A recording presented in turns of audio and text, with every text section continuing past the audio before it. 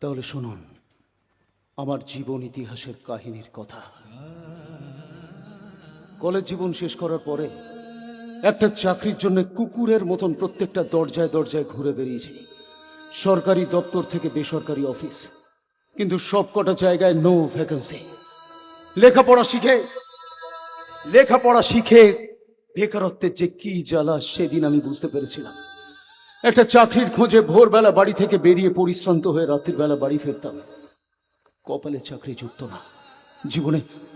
জীবনে হতাশা নেমে এলো, চোখে অন্ধকার দেখতে শুরু করলাম। কিন্তু জানেন আমার মা না আমার মনে সাহস জোগাতো। যখনই আমি ভেঙে পড়তাম তখনই মা বলতো, চিন্তা করিস না খোকা, দেখবি তুই অবশ্যই একদিন চাকরি পাবি। তারপর একদিন আমার মা খবরের কাগজের বিজ্ঞাপন দেখে আমাকে চাকরির ইন্টারভিউ দিতে পাঠালো।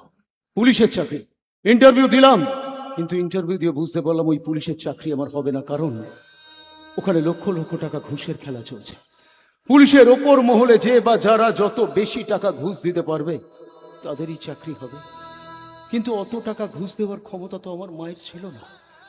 তাই আমিও ভেবে নিলাম আমার কপালে চাকরি নেই। কিন্তু আমার মা, ছেলেটা কোন সকালে চাকরির ইন্টারভিউ দিতে বেরিয়েছে, অথচ এখনো পর্যন্ত বাড়ি ফিরে এলো না। কি করছে কি জানি, টিফিন নিয়ে যেতে বললাম তাও নিয়ে গেল না। বাচ্চা আমার সারাদিন কিছু না খেয়ে উপোস করে রয়েছে, অথচ আমি মা হয়ে কি কখনো খেতে পারি? তাই আমিও সারাদিন কিছু না খেয়ে উপোস করে রয়েছি। তবে ছেলে আমার জানে না যে চাকরির ইন্টারভিউ দিতে গেছে সেই চাকরি ওর পাক্কা। আজ আমি ব্যর্থ হয়ে বাড়ি ফিরে এলাম। মা, কেন? তুই কি তাহলে ইন্টারভিউ ভালো দিতে পারিসনি? ভীষণ ভালো ইন্টারভিউ দিয়েছি মা, কিন্তু ইন্টারভিউ দিয়ে বুঝতে পেরেছি পুলিশের চাকরি আমার হবে না। কেন? কি করে তুই বুঝতে পারলি যে ওই পুলিশের চাকরি তোর হবে না? ওখানে লক্ষ লক্ষ টাকা ঘুষের খেলা চলছে মা। পুলিশের ওপর মহলে যে বা যারা যত বেশি টাকা ঘুষ দিতে পারবে তাদেরই চাকরি হবে। কিন্তু আমি বলছি সোনা, তুই এইভাবে হতাশ হয়ে ভেঙে পড়িস না, ওই পুলিশের চাকরি তোর হবে। আমি বুঝতে পারছি না মা, আমি বুঝতে পারছি না কোন যুক্তিতে তুমি এই কথা বলছো। আমি মা, আমার আশীর্বাদ রয়েছে না, যা দেখে তাড়াতাড়ি হাত মুখ ধুয়ে নে, আমি তোকে খেতে দেবো।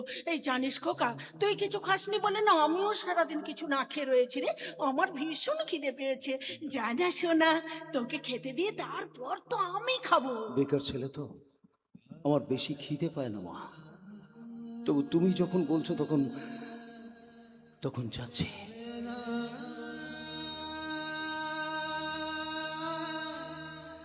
বাচ্চা আমার ভীষণ ভেঙে পড়েছে, কিন্তু ও তো আর জানে না যে ওই চাকরির ব্যাপারে সবকিছু পাকাপাকি বন্দোবস্ত আমি অনেক আগে থেকেই করে রেখেছি, এবং ওই পুলিশের চাকরি ওর হবে।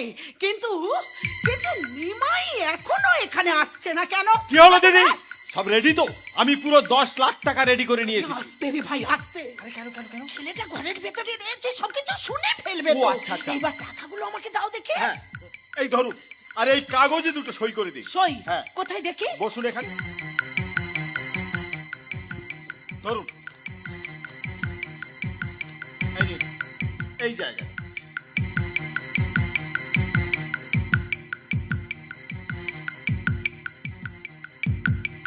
হ্যাঁ, তাহলে আমি এখন আসি। আমি তোমাকে একটা কথা বলবো নিমাই ভাই। আবার কি কথা? ছেলেটা ঘরের ভেতরে রয়েছে, এই মুহূর্তে আমি যদি বাড়ি থেকে কোথাও বের হই তাহলে ছেলেটা নির্ঘাত আমাকে সন্দেহের চোখে দেখবে।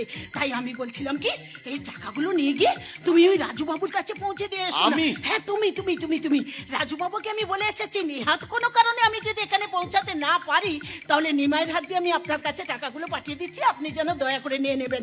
এবং রাজু বাবুকে আমি তোমার ফোন নাম্বারও দিয়ে এসেছি।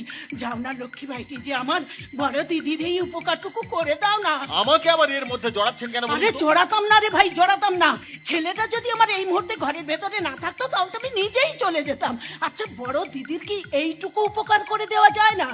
ঠিক আছে, এত করে যখন অনুরোধ করছেন, দায়িত্বটা না হয় নিলাম। আচ্ছা, তবে হ্যাঁ, এই রাজু বাবুর কাছে ফোন করে জেনে নেবেন কিন্তু টাকাটা পেলো কি। অবশ্যই জেনে নেব। আমি তাহলে আসছি দিদি। এসো ভাই, আমি আসছি। এসো। যাক বাবা, নিশ্চিন্ত হলাম।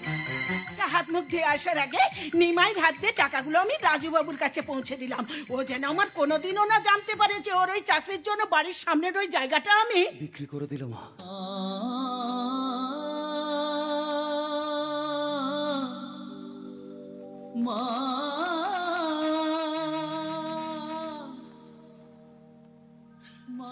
আমার চাকরির জন্য বাড়ির সামনে জায়গাটা বিক্রি করে দিলে।